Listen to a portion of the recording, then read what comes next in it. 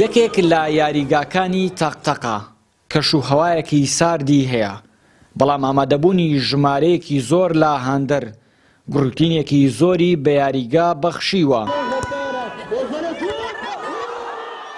دوای چەندین ساڵ دابڕان لە یاری تۆپی پێ، کۆمەڵێک لە یاریزانانی دێرینی ناحیەی تەقتەق یاریەکی دۆستانە کۆیانی کردەوە.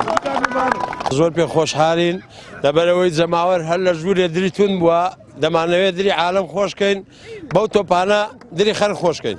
بەڕاستی زۆر دڵخۆشم، برادرانم تقریبا 15 ساڵە ناتوان ناسەحاوە بەدوێی وەک تازە دایک بووتم. ئەو هاندەرانە خۆشەویستانە ماس دەکەم کە ئەم شەو کە ئامادەبوون لەو یاریگایە ئازیەتیان کێشا بەو سەرمایە کە هاتوونەتە دیاری ئەم یاریە کە ئەم یاریە خۆی لە خۆیدا چێژێک و تایبەتمەندی خۆی هەیە. بەڕاستی زۆر خۆشحاڵ بووین، زۆر سپاسی هەموو یاریزانەکان دەکەین، زۆر سپاسی ئەو دوو برا بەرز دەکەن کە قبوڵیان کرد ئەم شۆ توانیان دوو تیپی زۆر ئازیز دروست بکەن، دوو تیپی خۆشەویست بۆ ئەنجامەکەی بەلایەمەوە زۆر گرنگە، بۆی بەلایەمەوە گرنگ بوو، دڵخۆشی هاندەران دڵخۆشی ئەو دوو تیپا خۆشەویستە بوو.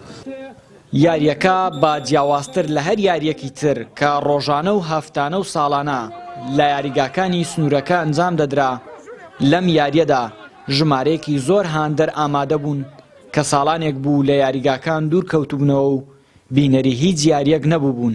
وەڵای شتێکی زۆر خۆشە، پێویستە ئەوەی کۆن ئەگە کەمێکیش بێ یاری کردی بێ جار نوێی بکاتەوە ئیتر طبعا هەر کەسە و لاعبی خۆی ناکرێت کابرا تەمەنی 50 ساڵە تازە لەگەر 20 ساڵێک یاری. ئەم شەو زۆر خۆمان بەخۆش حاڵ دەزانین کە هاتوین سەری ئەو یاریە بکەین لەبەر یاریەکە کە تامچێژش تایبەتی هەیە. چەند ڕۆژەم تابعەیەکی دەمانەوێت بین چامێکی خۆشی تێ پێبەخشین، جەماوەرێکی زۆری خەڵکی تەقتەق هاتووە، بەڕاستی خۆشێکی باشی بەخشیوە بە جەماوەری وەرش و غێر وەرزی شاری تەقتەق. وەڵاهی من نزیکەی 10 ساڵە نەهاتوومە یاری بەڕاستی یاریشی زۆر خۆش و کۆمیدیە، یاریزانە کۆنەکان بەشداری ئەو یاریان کردیە، زۆر پێ خۆشحاڵین، حەز دەکەین زیاتر بەردەوامین لەسەری. وەڵاهی مودەی لەوانەیە زیاتر لە 10 ساڵیش دەبیناتم، بەس ئێستا کە گوتیان ئەو یاریە هەیە ڕاستەخۆ لە فەیسبوک کە مباشر بەراو دەکراوە، هەستم جوولای هاتم بۆ یاریەکە.